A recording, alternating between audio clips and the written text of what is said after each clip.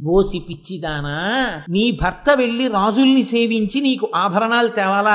నీ కళ్ళ ముందు తిరుగుతూ నీతో కలిసి ఉన్నటువంటి వ్యక్తి, నువ్వు రోజు అన్నం పెడుతున్న వ్యక్తి ఎవరో తెలుసా? మహాభక్తుడై ఇన్ని కీర్తనలు పాడుతున్నవాడెవరో కాదు, నేనే పురుష రూపంలో ఉంటే ముత్తుస్వామి దీక్షిత అని సర్వాలంకార శోభిత అయినటువంటి అమ్మవారు లక్ష్మి ముత్తుస్వామి దీక్షితరుగా కనపడితే ఆ భార్య పొంగిపోయి, నా అదృష్టం అమ్మవారే నాకు భర్తగా ఉందని పరవశించి ఆయన సేవలు చేస్తారు. వారు పెద్దవారు అయిపోయిన తర్వాత 1835 సంవత్సరం ఆశ్వీజ మాసం బహుళ చతుర్దశి నరక చతుర్దశి తిథి నాడు ఒక రోజు తెల్లవారుజామున స్నానం చేసి ఇంట్లోకి వస్తున్నారు. ఆ ఊరి రాజుగారే స్వయంగా పరిగెత్తుకుంటూ వచ్చాడు. రాజ్యానికి ఏదో ఉపద్రవం వచ్చింది మహానుభావ, మీరు గొప్ప ఉపాసకులు, అమ్మవారి స్వరూపమైన వారు, నా భద్రగజం ఎందుచేతనో వెర్రువెక్కినట్టుగా తొండమెత్తి ఘీంకారం చేస్తూ శ్మశానంలోకి వెళ్లి నిలబడింది. ఎవరైనా వస్తే తొండంతో విసిరేస్తోంది. ఎందుకు జరిగింది ఇలాగని అడిగారు. మహారాజా, నీకేమీ కాదు, నువ్వు ఉపశాంతి పొందన్నారు. అన్నపూర్ణాదేవిని అర్చన చేస్తున్నారు. ఆయన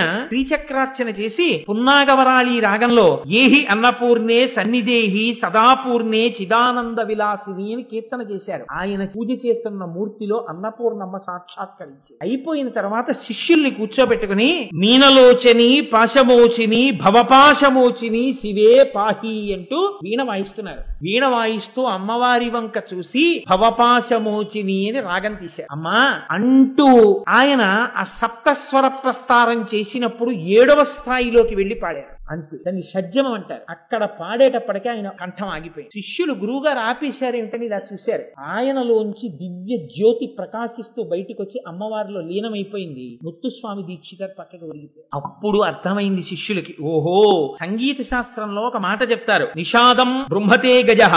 సప్త స్వరాలలో పై స్థాయిలో 7వ స్థాయిలో కానీ పాడితే ఆ సప్త స్వరాలలో 7వ స్వరాన్ని దాన్ని పిలిచేటప్పుడు నిషాదము అని పిలుస్తారు. ఆ నిషాదమే సప్తస్వరాలలో ఏనుగు యొక్క ఘీంకారం ఎలా ఉంటుందో అలా ఉంటుంది. కాబట్టి ఇప్పుడు ఈయన సప్తస్వరాలలో ఆ ఏనుగు ఘీంకారం అంటే ఈ 6 చక్రములను భేదించి సహస్రార చక్రంలోకి వెళ్లి సహస్రార చక్రంలో పరమేశ్వరుడితో క్రీడించి అమృతధారలను పొంది యోగి అయి అమ్మవారిలో లీనమైపోవడమే 7వ స్థాయిలో ఏనుగు ఘీంకారం చేయడం, రుద్రభూమిలో నిలబడి. అంటే ఒక యోగి శరీరాన్ని వదిలిపెట్టేస్తున్నాడు ఈ రాజ్యంలో అని ఏనుగు సంకేతించింది.